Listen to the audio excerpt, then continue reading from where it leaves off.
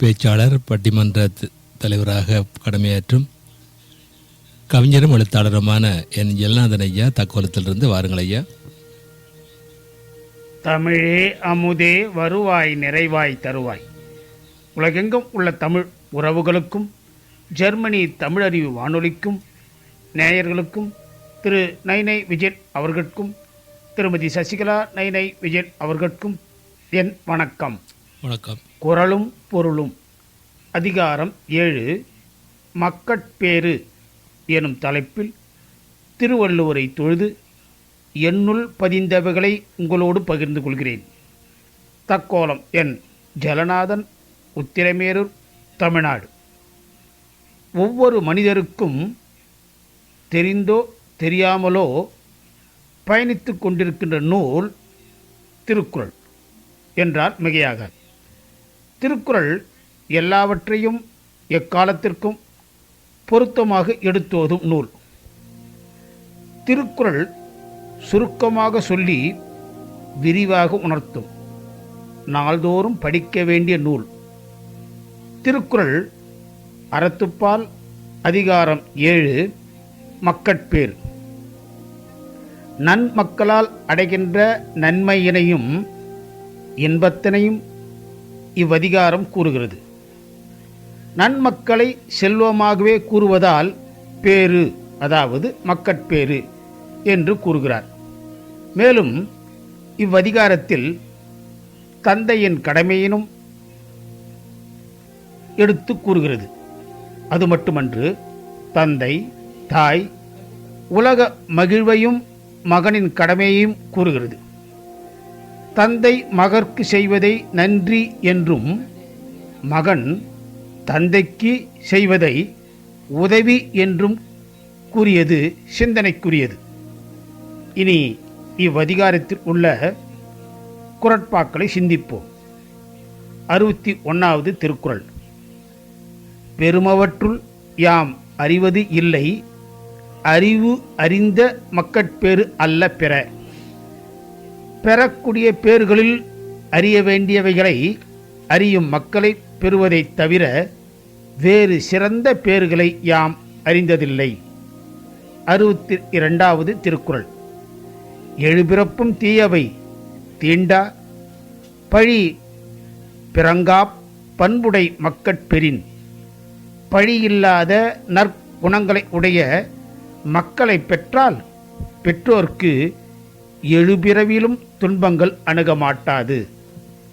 63வது திருக்குறள்.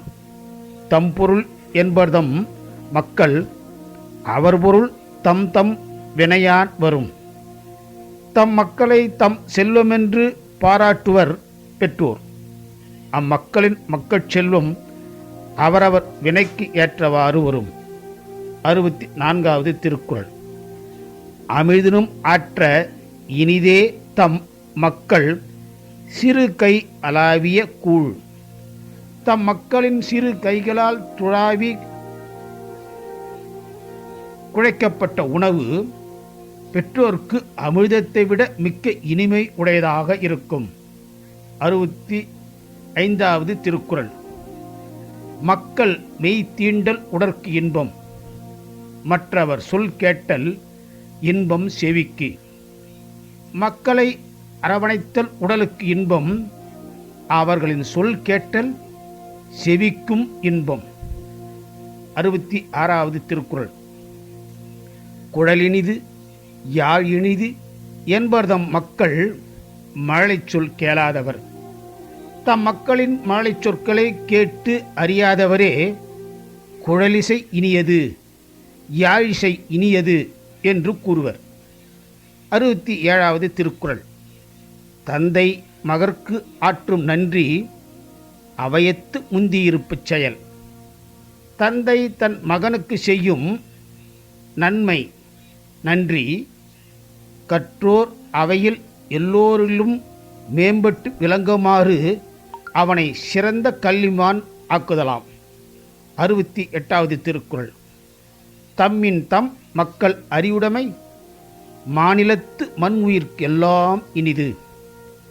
தம்மை விட மிகுதியாக தம் மக்கள் கல்வி அறிவு உடையவராய் இருத்தல் இப்பேருலகத்திலுள்ள எல்லா மக்களுக்கும் இன்பம் தருவதாகும். 69வது திருக்குறள். ஈன்ற பொழுதிற் பெரிதுவக்கும் தன் மகனை சான்றோன் எனக் கேட்ட தாய். தன் மகனை கல்வி கேள்விகளால் சிறந்தவன் என்று அறிவுடையோர் கூறும்போது அந்த தாய் அந்த மகனை பெற்ற விட மகிழ்ச்சி அடைவாள் என்று கூறுகிறார். 70வது திருக்குறள். மகன் தந்தைக்கு ஆற்றும் உதவி இவன் தந்தை என்னோட்டான் கொள் எனும் சொல். மகன் தந்தைக்கு செய்ய வேண்டிய உதவி இவன் தந்தை இவனை பெறுவதற்கு என்ன தவம் செய்தானோ என்று வியந்து சொல்லுமாறு நடப்பதாம். மக்கட்பேறு என்னும் இவ்வதிகாரத்தில் உள்ள குறட்பாக்களின் பொருள்களை என் கருத்தில் பதிந்தவர்களை சுருக்கமாக பதிவிடுகிறேன். 61வது திருக்குறள். அறிவுடைய மக்களை பெற்றோர் அருமையான பேறு பெற்றோர். 62. பண்பான ஒழுக்க மக்களால் தீமை வராது. 63. நல்ல எண்ணத்திற்கேற்ப மக்கள் செல்வம் அமையும். 64. குழந்தைகள் கை தீண்டிய உணவு அமுதம் போன்றது. 65. பிள்ளைகளின் சொல் செயல் சுவையானது. 66. மழையை விட இனிமை தரும் இசைக்கருவி இல்லை. 67. பெருமை பெறச் செய்வதே தந்தையின் கடன். 68. அறிவுடைய மக்களால் உலகம் நன்மை பெறும். 69. மகனை பெற்ற பொழுதை விட அவன் பெருமையை கேட்டபொழுதே தாய் மகிழ்வாள். 70. தந்தைக்கு பெருமை சேர்ப்பது மகனின் கடமை உதவியாகும். இனி வாய்ப்பு கிடைக்கும் போதெல்லாம் குரலையும் பொருளையும் மனதில் பதிப்போம். வாய்ப்பளித்த ஜெர்மனி தமிழறி வானொலிக்கு நன்றி, வணக்கம். தக்கோலம் என் ஜலநாதன், உத்திரமேரூர், தமிழ்நாடு, சங்கத் தமிழ் இலக்கிய பூங்கா. சிறப்பாக மக்கட்பேறு குறித்து வள்ளுவர் சொன்னதை மிகச் சிறப்பாக சொல்லியிருக்கின்றார். தக்கோலத்திலிருந்து